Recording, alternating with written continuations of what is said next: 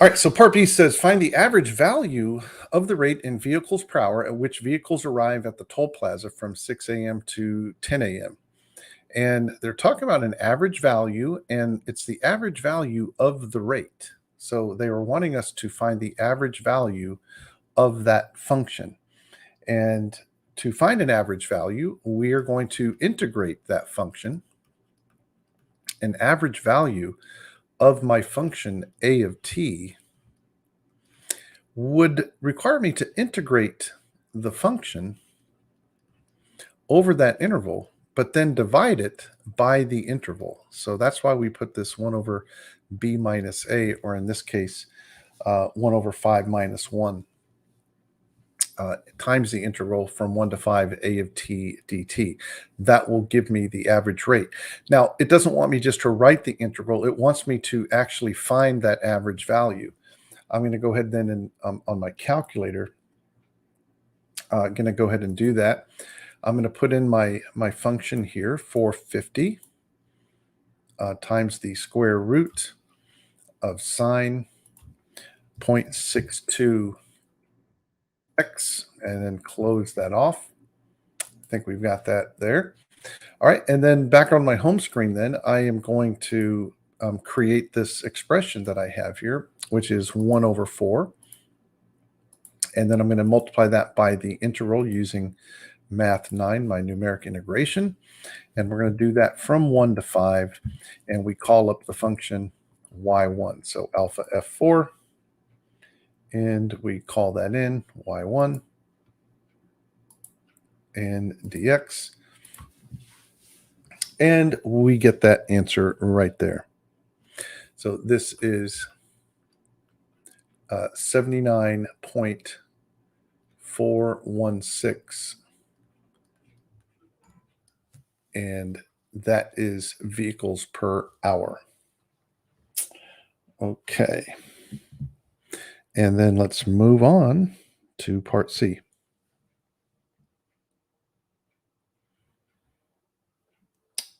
Okay, part C.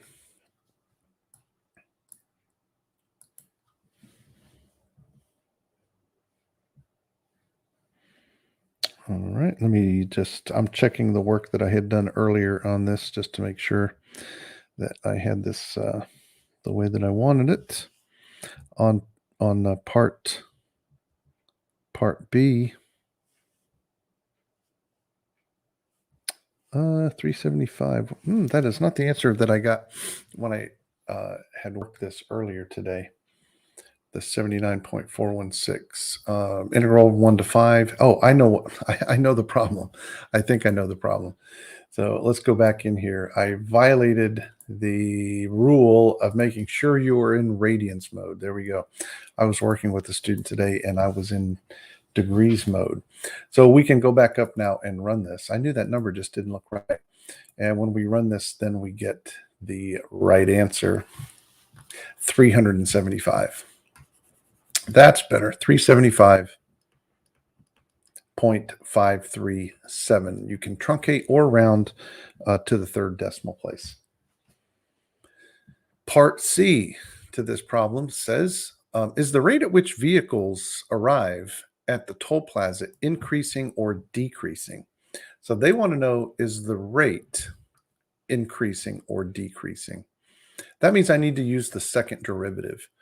So I need to find the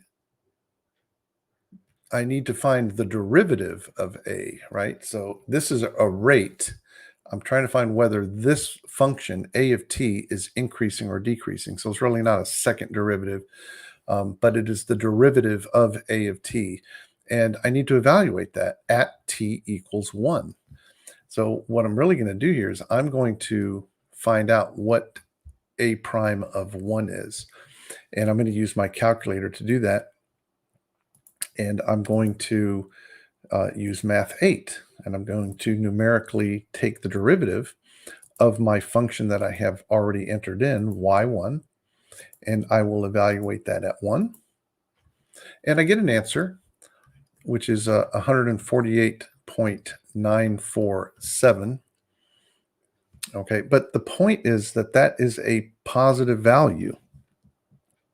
And so, and it says give a an explanation or give a reason for your answer. So what I'm going to say here is that because I'm going to write it this way, because dA dt is greater than 0 at t equals 1, then the rate at which vehicles arrive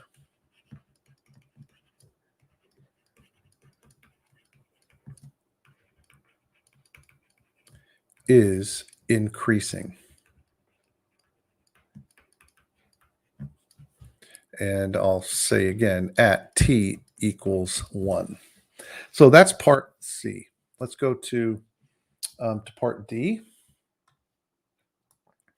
which says from 5 a.m. to 10 a.m., the rate at which vehicles arrive at a certain toll plaza is given by, oh, that's that's our STEM.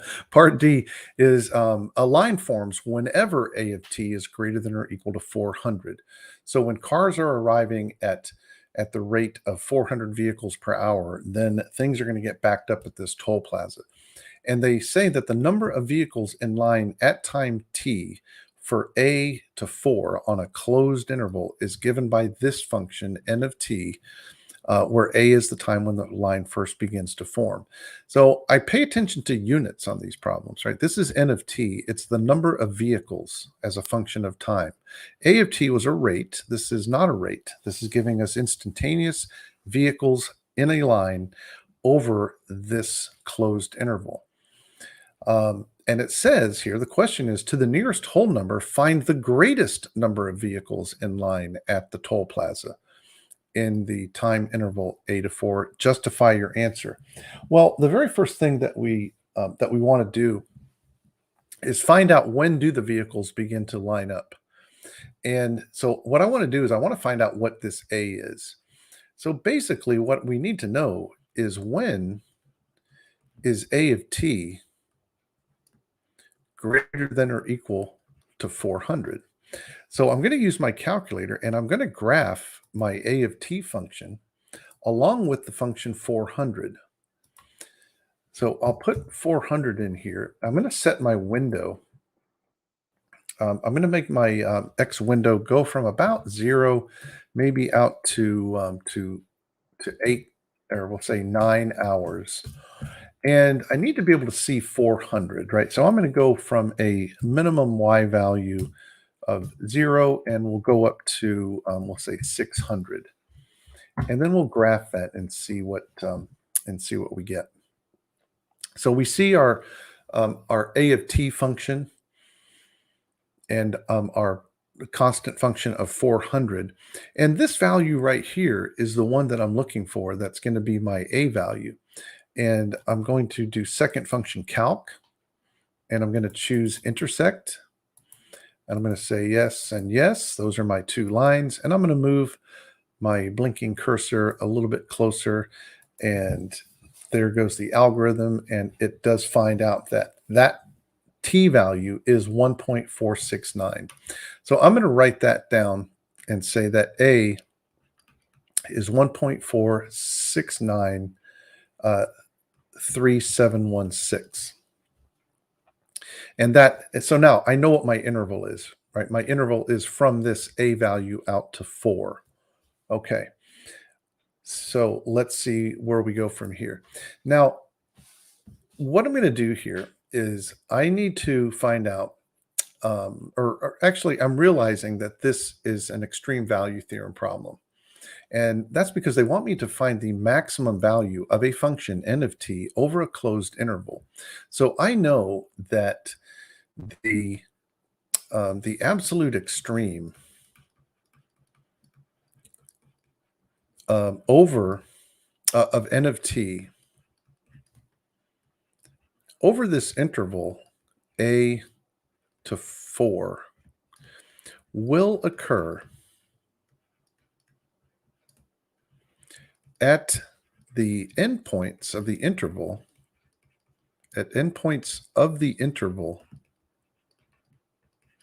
or the critical values of n of t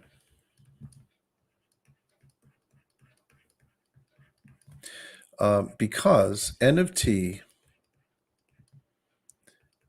is a continuous function. It's continuous. Now, how do I know that n of t is a continuous function? Right? This is the extreme value theorem that I'm using here to justify where this absolute extreme is going to be. Well, a of t up here is a continuous function because it is a sine-based function. So therefore, n of t has to also be a continuous function.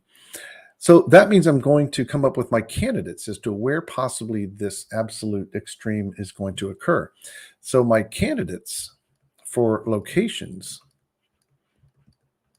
will be A, 4, and I'm going to set the derivative n prime of t.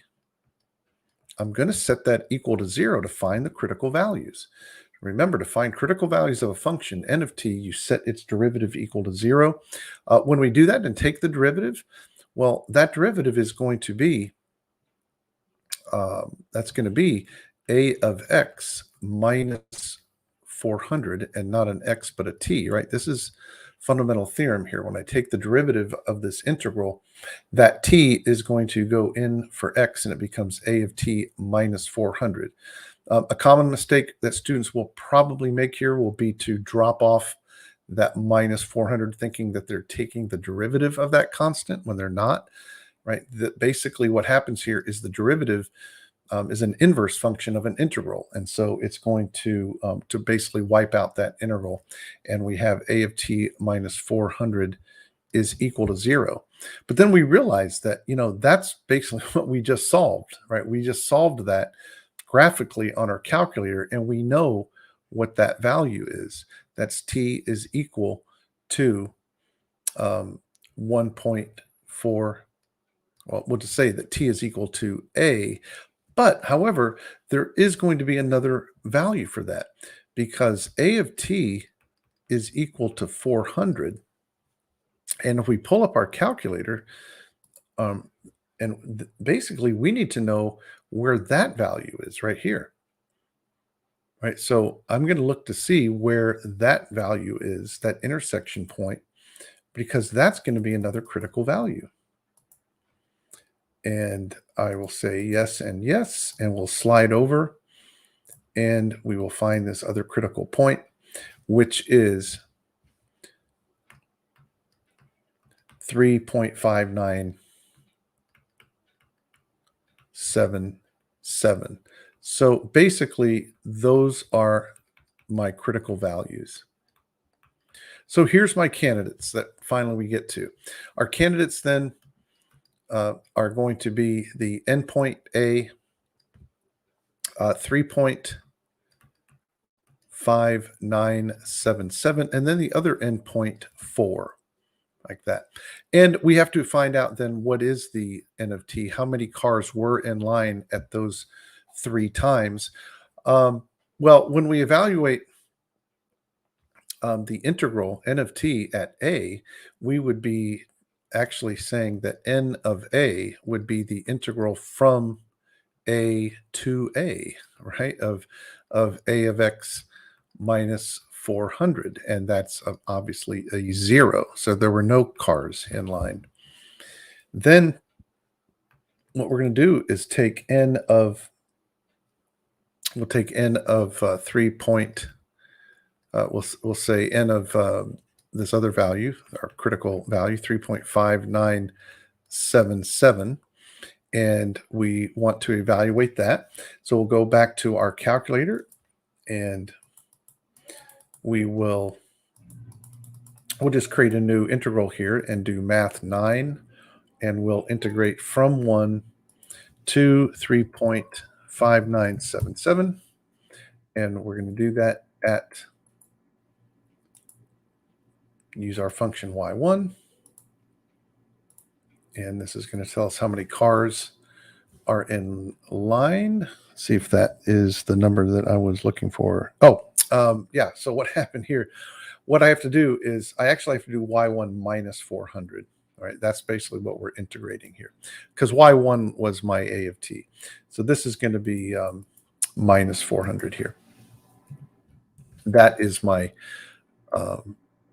that is my n of t, right? The integral right here, y1 minus 400, which is a of t, or a of x minus 400.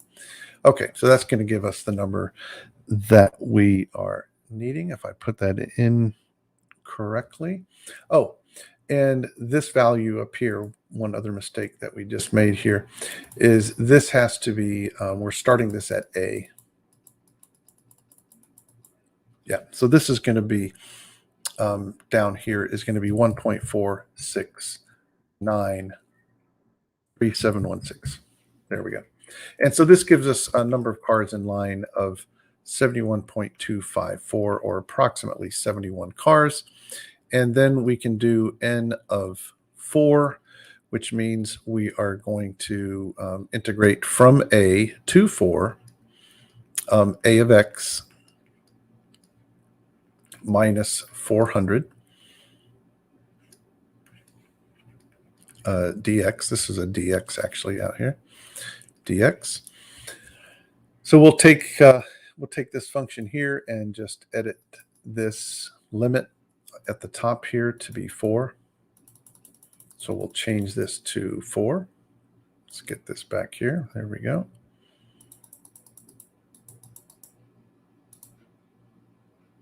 See if we can get that over here and up. There we go. And we'll change this and wipe out those to all exactly 4. And we get the number that we need, which is 62.338. And this is our maximum number of cars that are in line. So about 71 cars is the maximum in line over our interval a to 4, and that occurs at t equals 3.598 hours after 5 a.m. All right, so now as far as scoring goes, how would this be scored? It's hard to say, but probably I'm guessing that this is going to be a 1-pointer right here. And then down here, this average value is probably going to be 2 points. 1 point if you set up the proper integral, right? They are going to want to see an integral, I'm sure, and not just a number here. So probably a point for both of those. So that takes us to a total of 3 points. And then probably 3 points, I'm guessing, maybe 3 points. I'm going to say probably 2 points here, which takes us to 2, 3, 4, 5, and then probably 4 points on part D is probably what I'm thinking is what they would do. And probably a point for locating this value right here for A. That would be a point. I'm assuming 4 total here. Maybe a point for justification, and maybe a point for the candidates, and then a point for the right answer. That's just a guess. So anyways, that's what I would say there. Okay, let's move on now to number 2. That one right there, that was about 20 minutes. So I'm not sure if we're going to have time to get through all of these. If I can go a little faster, maybe so. We shall see. So f and g are functions defined by f of x equals ln x plus 3. G of x is this polynomial. The graphs f and g are shown in the figure above. They intersect at x equals -2 and x equals b, where b is greater than 0. Well, we know that this is pretty obvious. That's f of x, and this one is our g of x function. And we have to first find the area of the region that's enclosed by the graphs of f and g. So what we're going to do is we are going to use vertical rectangles and sum up the area of those rectangles with an integral. So what we have to do then is integrate from -2 over to b, and our rectangles are going to be defined as being f of x minus g of x dx. So the height of the rectangles is the difference between those two functions, and the width of each of our rectangles is dx. The only thing that we need now, if we're going to find that area using our calculator, is we have to know this intersection point here. We're going to go ahead and put those functions into the calculator because we need them anyways to do our integral. So we'll graph them and then see where they end up intersecting. So this is going to be the natural log of x plus 3. And then the other one is x to the 4th. And that's plus 2x cubed. Plus 2x cubed.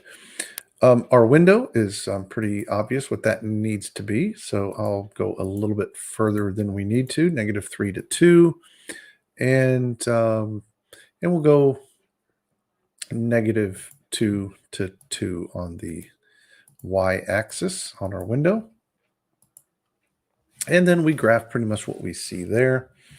And we'll use our feature to find our value of b over here where they intersect. So we'll do second function calc and intersect. Hit that twice. And we do want to guess, so we will slide over close to the intersection. Went a little too far there. Hit enter, it does its thing. And we get 0.78. B is equal to 0.781975. Let's store that. Actually, we won't store that. Let's quit. And let's do our integral. So we're going to call up math 9, and we are going to integrate from x equals -2 up to 0.781975. This is going to be y1 minus y2.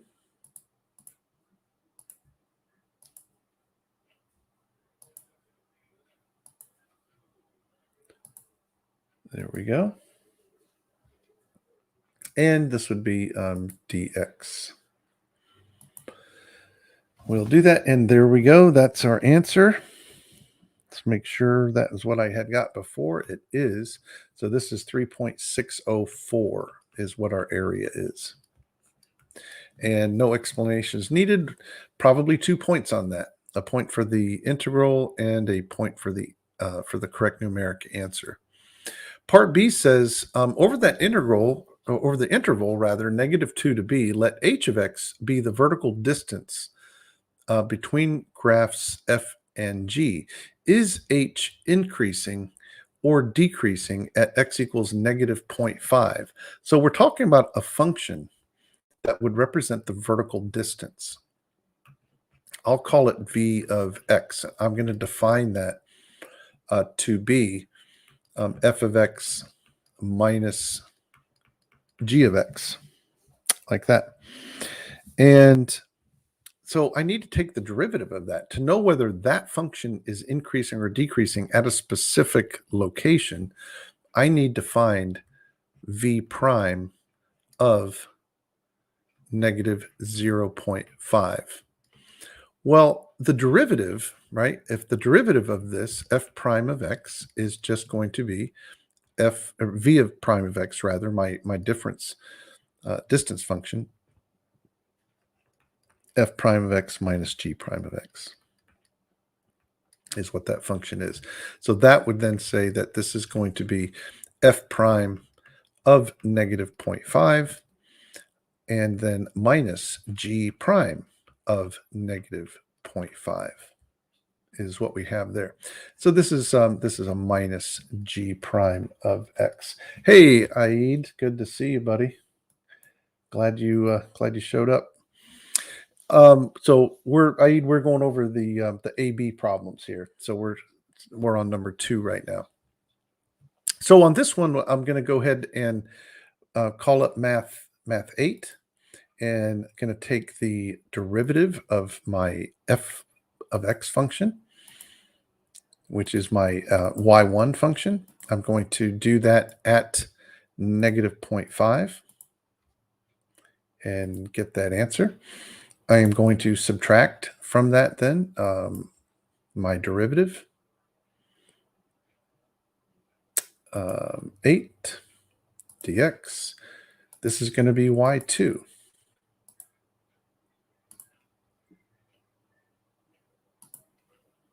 And that would be at negative 0.5. Okay, so negative 0.6 is what this turns out to be, negative 0.6. So that means that I can say the vertical distance between f of x and g of x is decreasing at x equals negative 0.5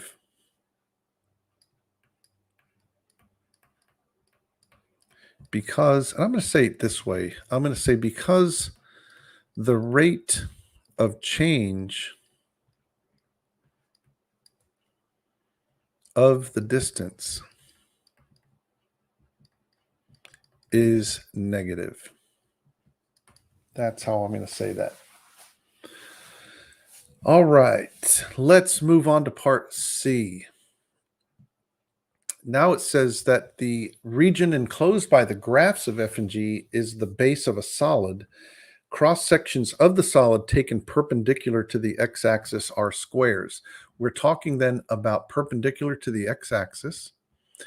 And therefore, if you were, this is how I tell my students to visualize this anyways, if you were looking in that direction, what you would see coming up out of the paper at these two dots, which are our reference points, you're going to see a square.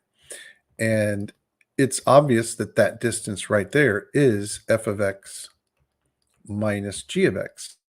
But since it is a square coming up out of the paper, then we know that this other dimension here is also f of x minus g of x. And so that means the area of this square, of all of these squares, is going to be defined as being f of x minus g of x, the entire thing squared. That's going to be the area of that square. So if I'm looking at the volume here of these cross sections, this volume is going to be the integral from -2 to b, and it would be of f of x minus g of x, the whole thing squared dx. And I can do that on my calculator. I'm not going to do it just to save time so we can go a little faster through here. But when I did this earlier, and I had some students do this in my class this week, we all came up with 5.340 as our volume here.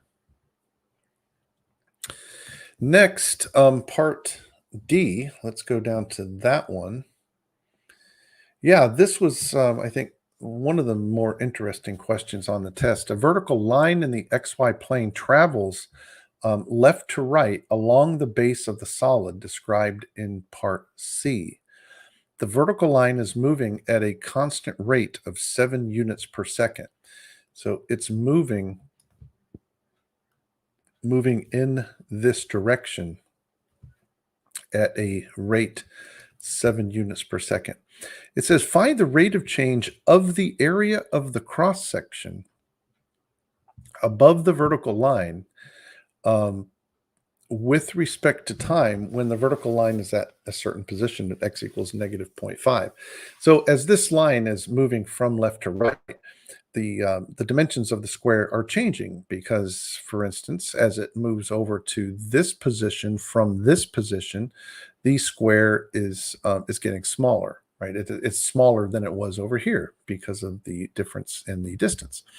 So what we're basically trying to do is we're trying to take this function that we had, a of x, which was f of x minus g of x, the whole thing squared, and we need to take its derivative with respect to time. That's really what's going on here. And in order to do that, we're going to use the chain rule. So if I'm going to take the derivative of a of x with respect to time, what I'm going to do is I'm going to take the derivative of a of x with respect to x and then multiply that by the derivative of the x dx dt, like that. That's basically what we need to do. And I know what dx dt is because that's a constant 7 moving left to right. So what we're going to do is we'll use our calculator. This is going to be 0.7. And then we'll do the dx. We'll take the derivative of this function and evaluate it at negative 0.5. I don't think I'm going to do that either. I think I've got the right number here. When we did this in class, it was negative 1.32455. Several of us did this and confirmed that that was the right answer. So you would have used your math 8 function and taken the derivative of y1 minus y2, the whole thing squared, and then from let's see, no, not from, because it's, but evaluated at, right? So you'd be, I don't know if I said that right. You'd be using your math 8 to take the derivative of this thing squared and then evaluating it at the value of x equals negative 0.5. And then when you do all of that, then you get negative 9.272 as your answer. And I think that meets everything there. Scoring wise, tough to say, but again, I would say that this problem here was probably 2 points. Finding this right here, increasing or decreasing, 2 or 3 points. This one right here, I'm going to say 2 or 3, and this one was probably worth 3 points. Let's go to number 3. This one, this says, let f be a differentiable function with f of 4 equal to 3. On the interval 0 to 7, the graph of f prime, the derivative of f, consists of a semicircle and 2 line segments as shown in the figure above. This was, real similar to one of the problems that we did that we focused on practicing free responses for this test, where we have a graph of f prime and we have to do various things typically that we do with f prime throughout the class.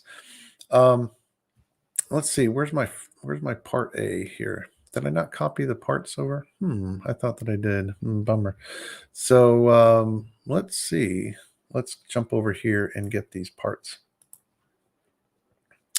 Let's go up here. Yeah, okay. So the first thing was to find f of 0 and f of 5. Well, if I'm trying to find f of 0 and f of 5, well, I'm going to integrate my f prime function. So I would say for part A, I'll write this off to the side here. So f of 0, I'm going to start with f of 4, right? I'm going to start with the quantity that I know, f of 4, and then I'm going to integrate from that value to the one that I am looking for, which was 0. Okay. Now, f of 4 we know because they told us it was 3. So this is a value of 3. And I would be integrating here f prime of x dx. That's what's going on right here. Okay. And what is that interval from 4 back to 0? Well, I'm integrating backwards, but it's also below the x-axis. So this is actually going to be a positive value right here. This area, which is a semicircle, it has a radius of 2. So this would be, if it was a full circle, it would be 4 pi. So this is an area of 2 pi right there. So this is going to end up being 3 plus 2 pi. That's what f of 0 is going to be. When I do f of 5, same thing. I'm going to start with a y value that I know, and my integral from that known value of 4 over to 5, f prime of x dx. This again, 3. And if I integrate from 4 to 5, I can see that the slope of this line here is 1 because I have a rise of 2 and a run of 2. And so then what we can say is if I'm looking at that triangle right there, that would be an area of 1/2, right? So it's a 1 by 1, base height 1 times 1/2 area of a triangle. So that's basically 3 plus 0.5. So that value is 3.5. And not surprisingly, we'll use those later in another part of this problem. Part B says to find the x coordinates of all points of inflection of the graph of f from 0 to 7, justify your answer. Well, you know, the easiest thing about finding points of inflection when you're looking at f prime is you're just looking for locations where the first derivative function is changing from increasing to decreasing or decreasing to increasing. And those values are going to be right here, right where my first derivative function f prime is changing from decreasing to increasing. And then up here is where it is changing from increasing to decreasing. Okay, so that's going to be my answer here. So for part B, I'm going to say that f of x, right? We're talking about points of inflection of f. So f of x has points of inflection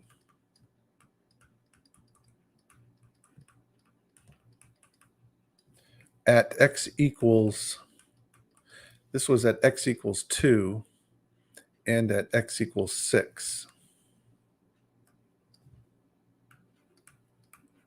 And we have to give a justification for this, right? Justify your answer.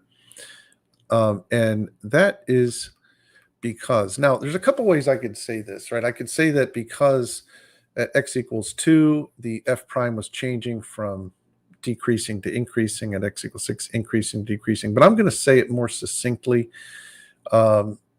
something on the lines, and I can say this because f prime of x has relative extrema at those locations. That should fly at x equals 2 and x equals 6. Part C. Part C says, let g be the function defined by g of x equals f of x minus x. On what intervals, if any, is g decreasing for 0 to 7? All right, interesting question. So if I'm going to know where it's increasing or decreasing, I need to find its critical values. So let's take the derivative of this. So g prime of x is equal to f prime of x minus 1. Okay, so, and I'm going to set that equal to 0 because I want to find the critical values. So that means that f prime of x is equal to 1. Now, let's consider this for a second. It wants to know just where it's decreasing on intervals where g of x is decreasing. Well, that's going to be, g is decreasing whenever its integral is going to be negative. So what I would do here is I would say, well, you know, the condition for it to be decreasing would be that g prime of x negative. So that would be f prime of x minus 1 is less than 0, or f prime of x is less than 1. And that kind of gives us a graphical way to approach this, because if this is f of f prime and here is 1, and I come over, right, it's hitting this function at 5. So at any rate, let's see what we could do here. So if I did this, when is f prime of x equal to 1? I would come over here and I would say, yeah, it's 5. And so one thing that you could do is you could say, well, there's 5, and I'm going to look at what the value is of g prime of x on either side of this. Right? X equals 4, x equals 6. Well, if we do that, if we take that approach to it, like we would a standard problem of finding out, is it negative or positive on either side of this, because I know this is where it's equal to 0. Well, when x is 4, right, g prime of 4 is f prime of 4 minus 1. Well, what's f prime of 4? When you come over here, f prime of 4 is 0. So this is a negative 1. So I basically have a negative value here. So g prime of 6 would be f prime of 6 minus 1. Well, f prime of 6 is 2, right? So that's 2 minus 1. That's positive. So it's positive. So then my answer to this question is that g of x is decreasing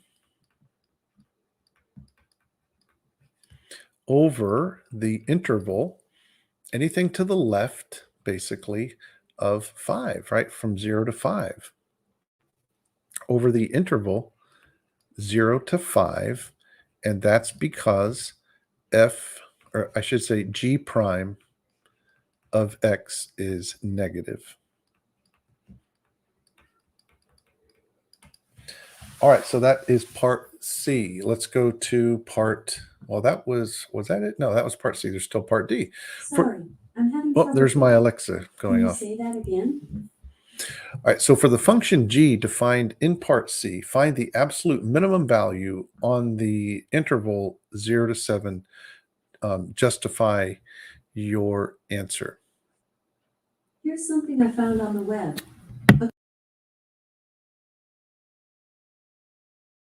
All right, we got Alexa to stop. That's interesting.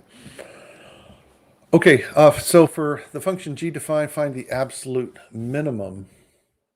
So we need to find the minimum of g. All right, so how are we going to find the minimum of our function g? What shall we do? Okay, so we're looking for a minimum, the minimum value. Okay. Now, my g of x here was decreasing and then increasing. But we're going over the entire interval here, right? The entire interval. So basically, if you extend this line out, I think that's the best way to do this, right? This is going to be the other critical value. So, so 5 and 7 and 0, because this is a closed, this is a closed interval. So I need to then basically do a candidates test for this. Okay, now, is this function, is function g continuous? It is continuous because f, it says, is a differentiable function. So therefore f is continuous. And if f is continuous, then g must be continuous. Okay, so so g of x is continuous, is a continuous function.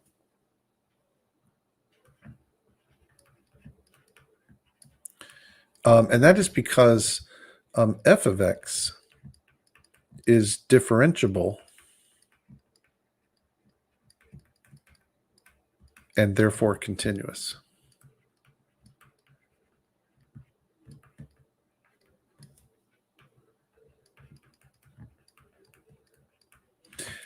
Therefore, the absolute minimum values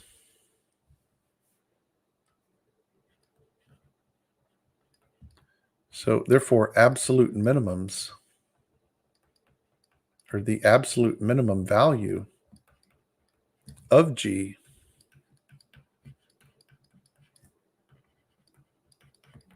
may occur at 0,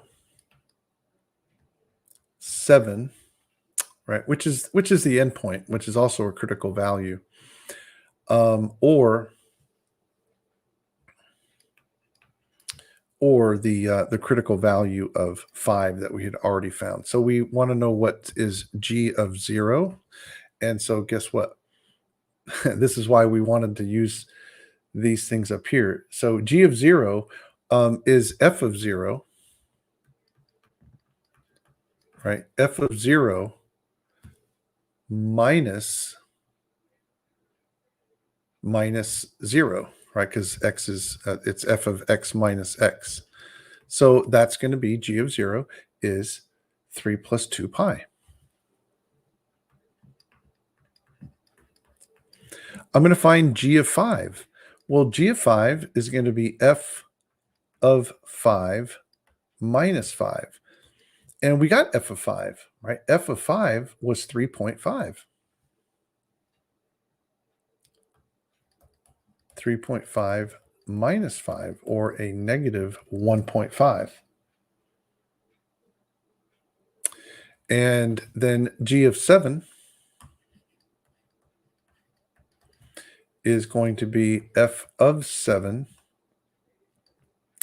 minus 7. All right, so what do we have to do to find 7? Well, then I think what we have to do there is we would have to do another integral here. We'd have to integrate from 4 to 7.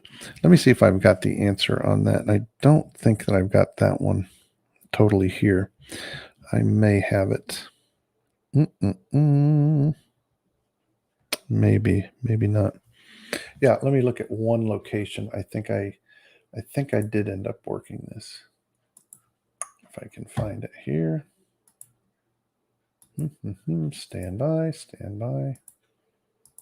There we go.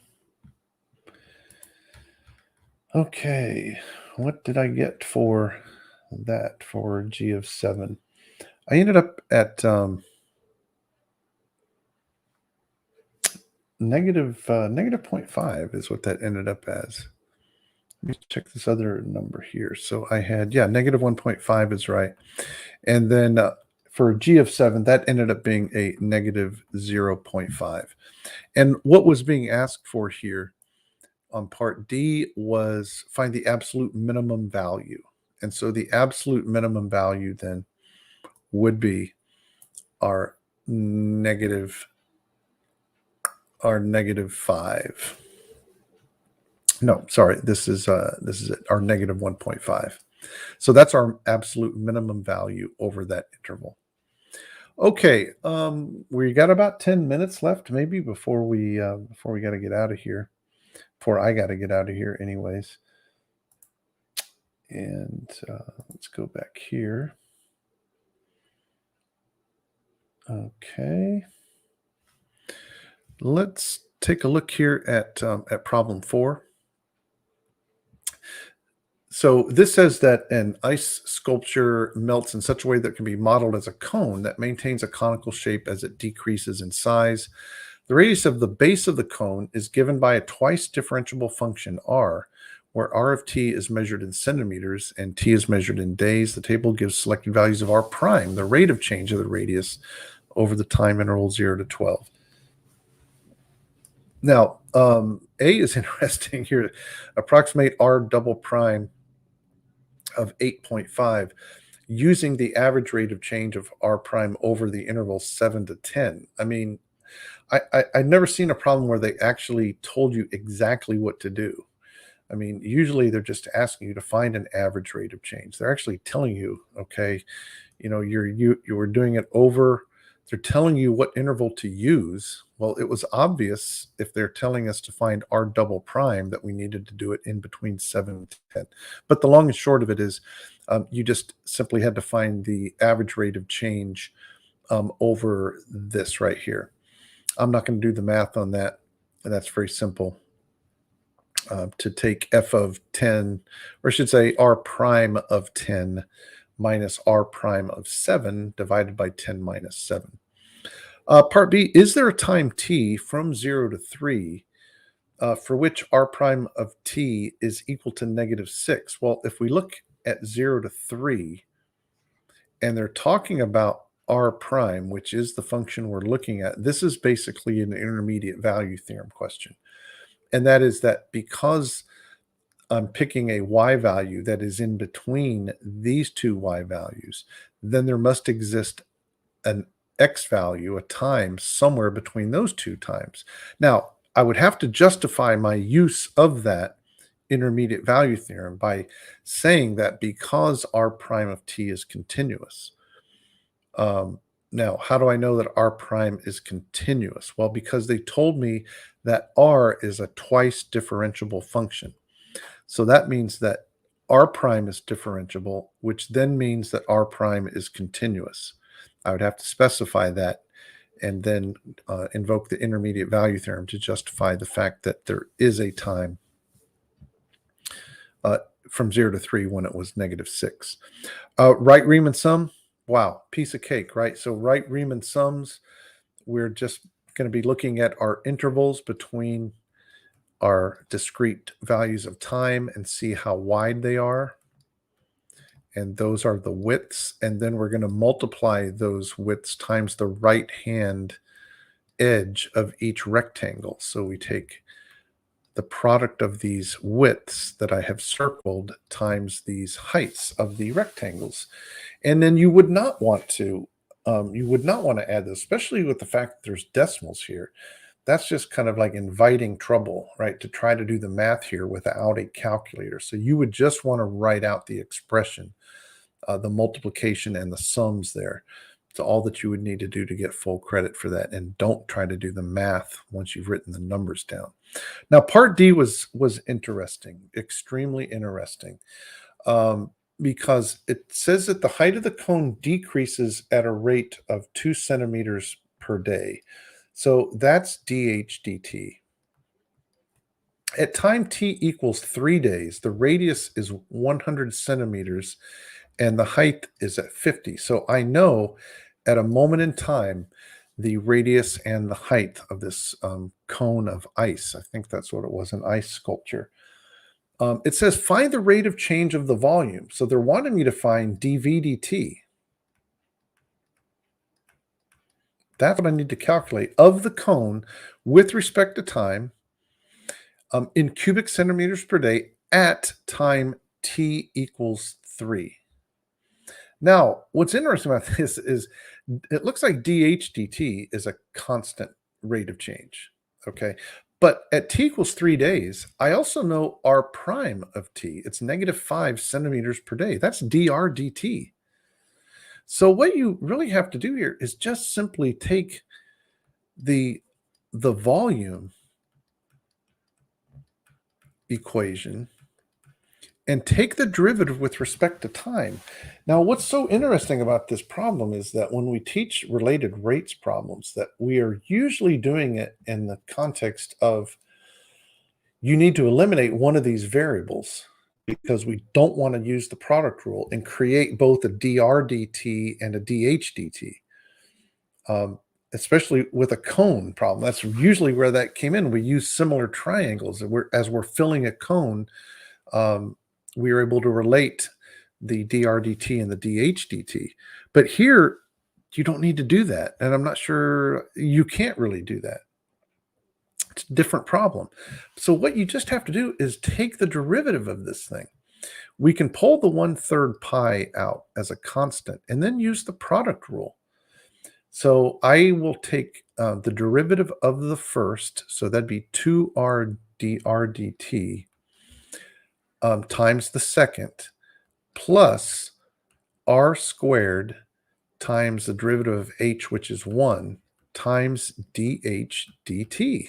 Okay, so this was a little bit easier, and therefore it made it more difficult, I think, for students because we just don't normally see many problems where you are taking the product rule. We're trying to usually get rid of r or h. But in this case, I have everything that I need because I know that they told me that the radius at this time t equals 3 is 100. The rate of change, the dr dt at time t equals 3 in the table is -5. I know the height is 50 plus r squared. I know the radius was 100, so I'm squaring 100. And then dHdt, the height is decreasing at 2. So I put in here a -2. And that's as far as I need to go to get full credit for this. This, again, is where you're really flirting with disaster if you try to do the math on this. Sitting here with no pressure, it's probably easy to do the math on this, but and I'm not sure what it is. I haven't crunched the numbers on it to get it in terms of pi, but it's a pretty large number. Okay, so that's boy, we made it through 4 problems, and that 5 and 6 was an extremely easy problem. I thought problem 5, didn't find that to be difficult at all, except maybe part D was a little bit involved, but nothing really unusual about that problem. You have to separate and then integrate both sides, and maybe a bit of a challenge in finding the constant of integration. But just using the initial condition here, it was a constant number. I think it was 3, if I remember correctly. All right. So, anyways, I'm not sure who's still with me, if Aid's still here, but anyways, if you did join, I appreciate it. And if not, I hope that if you're watching this after the fact on YouTube, that you found it helpful. I am working on posting faster solutions to all of these on YouTube. Within my goal is to do a 15-minute video where I got all 6 solutions posted. So that's what I'm working on, and I'll get that posted by the end of this week. All right, thanks everybody. I hope you have a great week at school. At our school, we've only got 2 weeks left, and we're all looking forward to the end of the school year. It really went fast, but it was great to get in a full normal. It certainly is more normal than the last 2 years of school since the pandemic. All right. If you are watching this video and you thought it helpful, do maybe hit the like button, and you can subscribe to my channel. I'll be posting more content down the road. Thanks, everybody.